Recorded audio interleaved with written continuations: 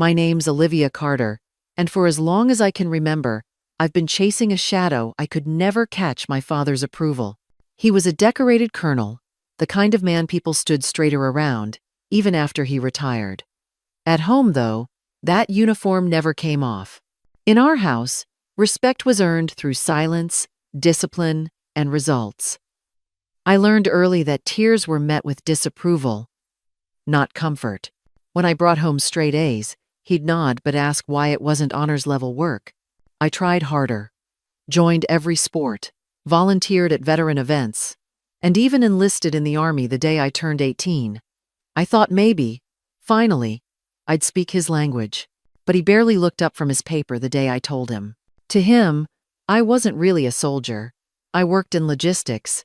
I wore the uniform, but I wasn't in combat, so he saw it as a desk job.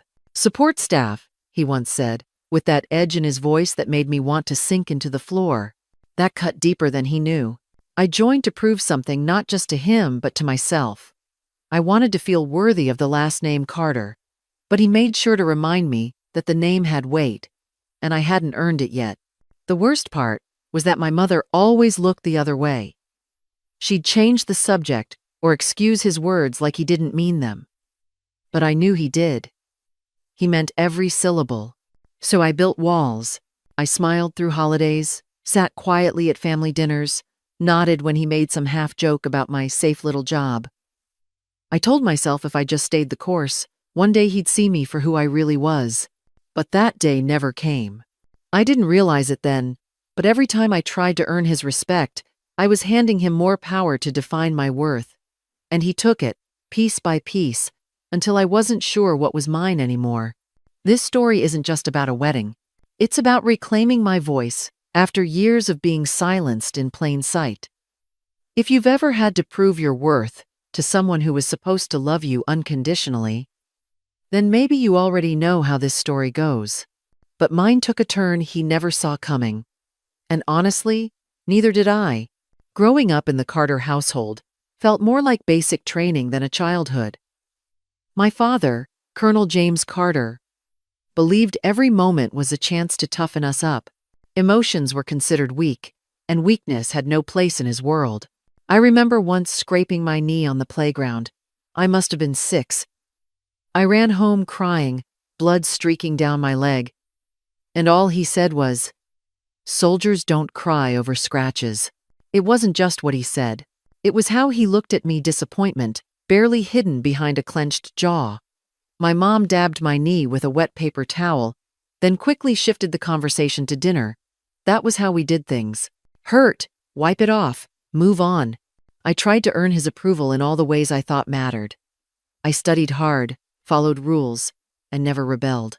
When I won a statewide essay contest in middle school, I ran home, clutching the plaque, my chest tight with pride. I found him in his study. "Dad, look! I won the state championship." He glanced at the plaque. "Essay contest? That's nice, Olivia. Let me know when you win something that requires grit." He went back to polishing his boots. I stood in the doorway, my face burning. I quietly put the plaque in my room, behind my books. There was a clear divide between what was real and what was not in his mind. Real achievements involve sweat, rank, and danger. Anything else was decoration. And I, apparently, was full of decorations.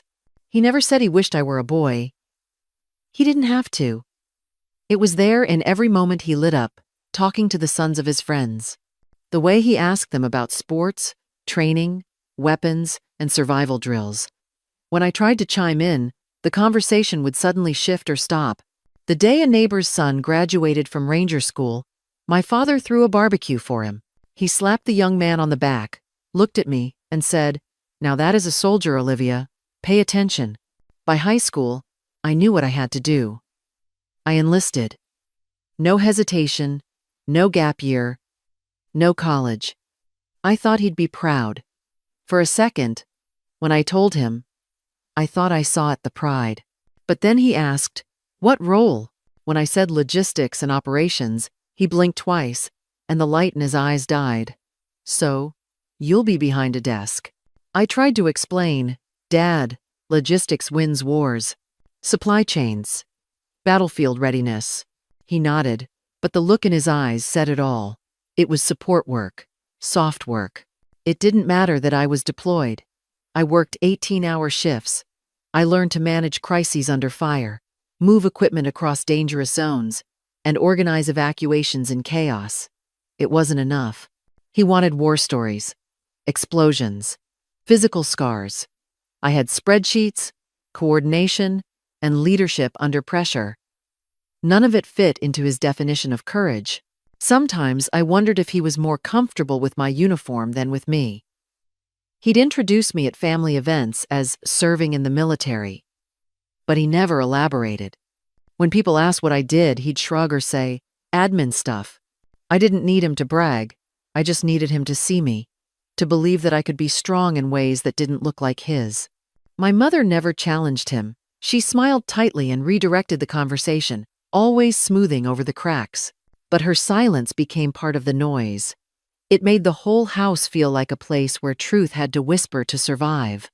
There was a Thanksgiving dinner where he spent 10 minutes praising that same neighbor's son. When I spoke up about coordinating a successful humanitarian airlift that saved hundreds, he cut me off to ask if I'd brought the pumpkin pie. That was the moment I stopped trying to impress him. Or at least, that's what I told myself. But even then, some part of me still waited for him to see the value in what I did. He didn't need to shout. His disappointment lived in the space between my efforts and his response. And I carried that silence like a second skin, hoping one day it might become pride. It never did, not from him.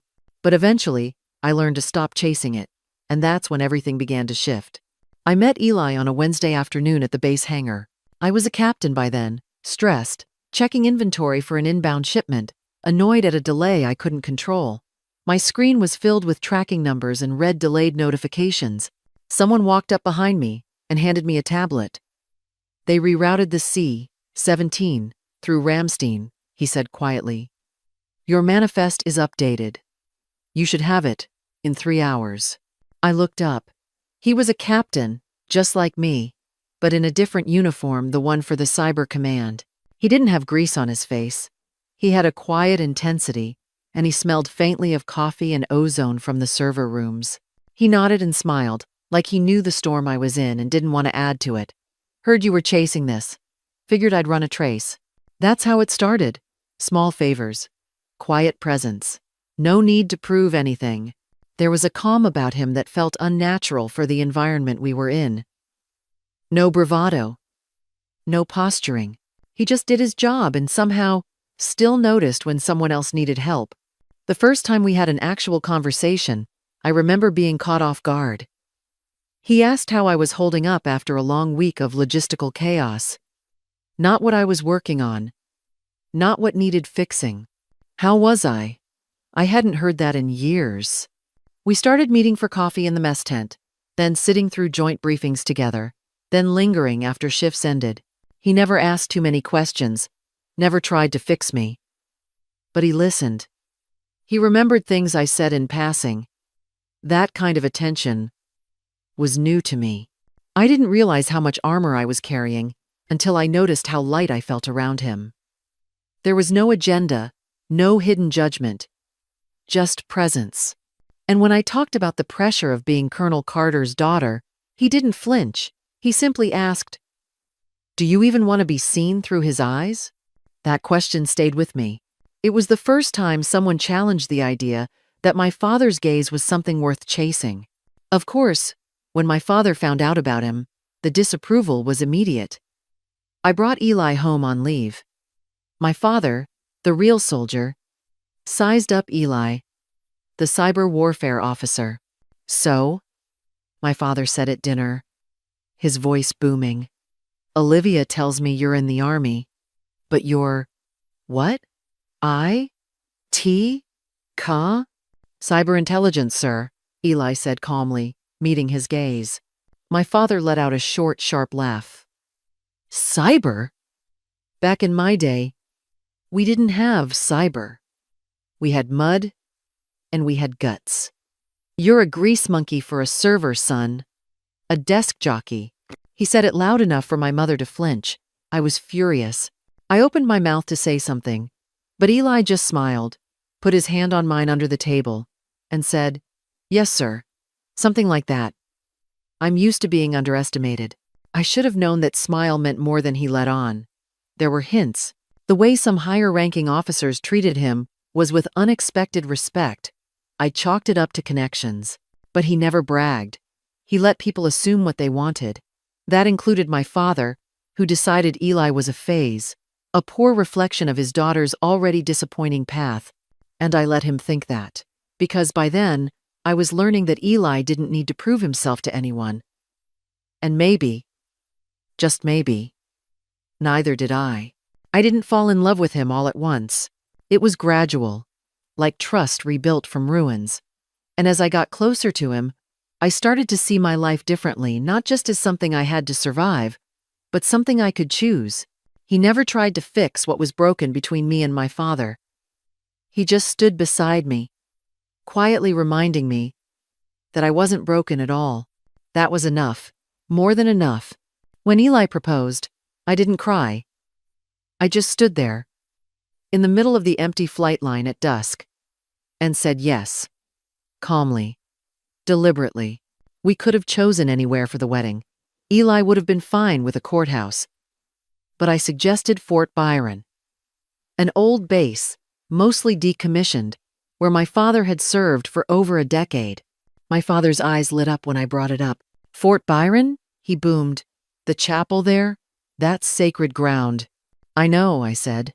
"That's why. It would be a way to honor you, a tribute to the place that shaped both of us." That was the hook. He didn't ask why I wanted it there. He didn't question my sudden need for tradition. I made it easy. I used the language he respected. Legacy, duty, heritage. I let him believe this wedding was a stage built for him. And in some ways, it was. The chapel had peeling paint and old flags, but to him it was a monument. It held memories, rank, identity. I walked through it in silence, tracing the old wood of the pews, imagining the ceremony. Not the vows or the flowers. The moment. It had to be there, not because I wanted to honor him, but because I wanted to stand where his voice once carried weight and take mine back. Every decision was calculated. The guest list included old colleagues of his, officers who still saw him as a war hero. I invited people who spoke his language. I made sure he would feel important. He thought I was trying to make peace. He was wrong. I wasn't looking for his blessing. I was setting the scene. There's a kind of power in letting someone believe they're in control, even as you build the story around their blind spot. I didn't want to humiliate him. I wanted him to see something he'd refused to for years. Not just Eli, me. I could tell Eli sensed there was more to the venue choice. He asked once gently if this was about more than sentiment. "It is," I told him. "Do you trust me?" He nodded. "I'll follow your lead, Captain. Always have." There was a weight to every detail. The seating chart, the music, the walk down the aisle. It all had layers, symbols he wouldn't catch until the moment landed.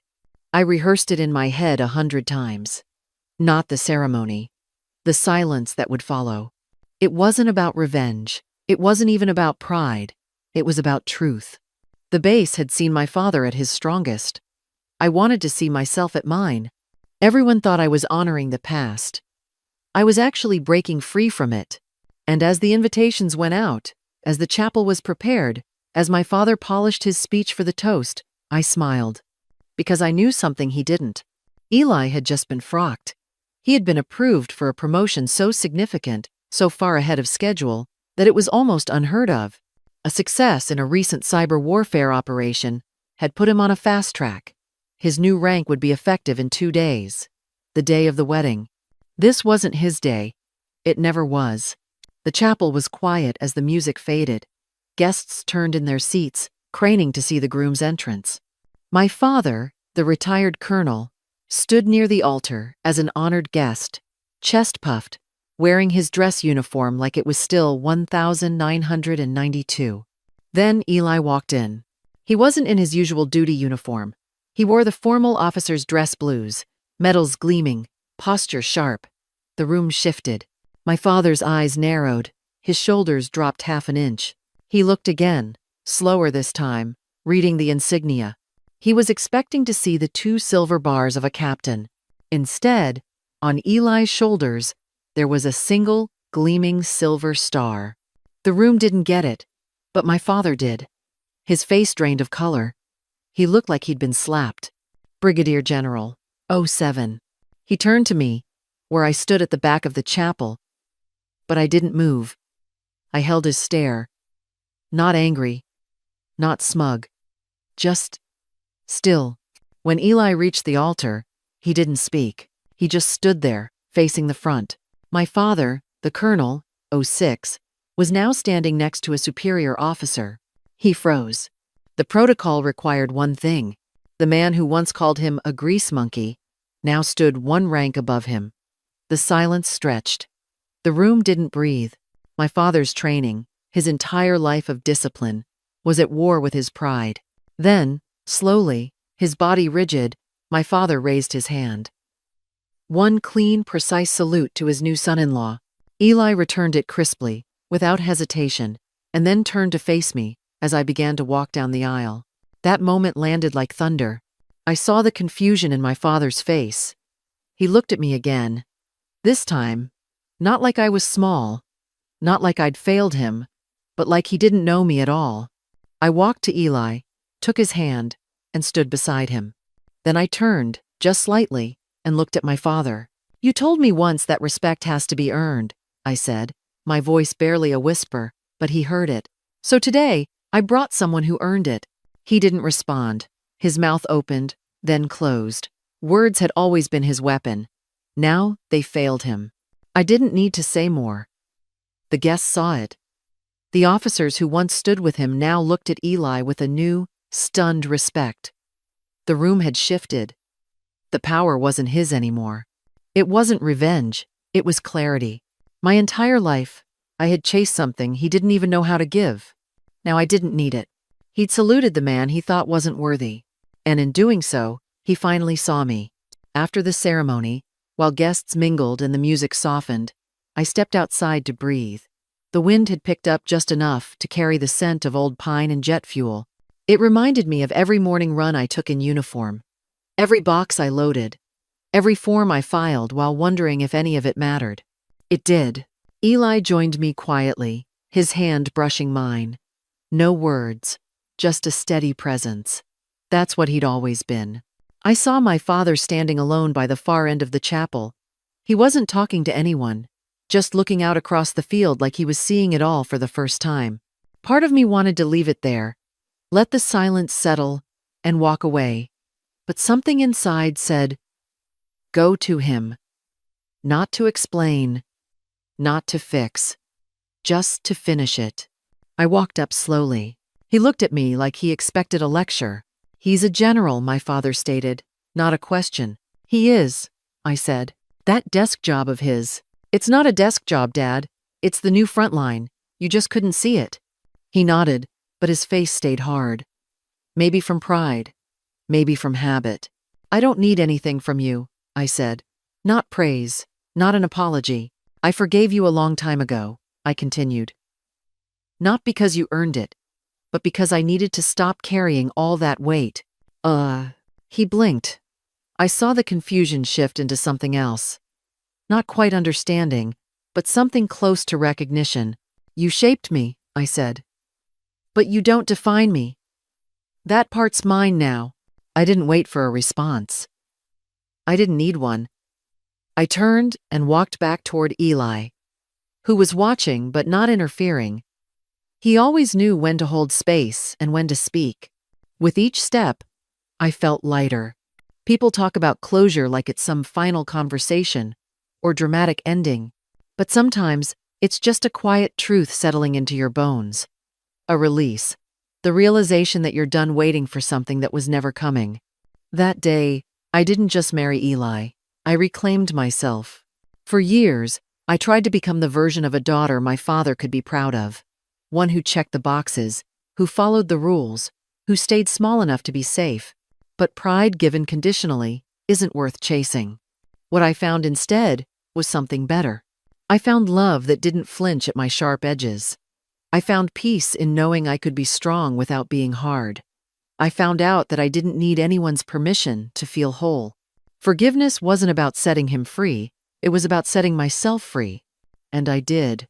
Right there, in the shadow of the base that once stood for everything he believed in. Only now, it stood for something else. It stood for me.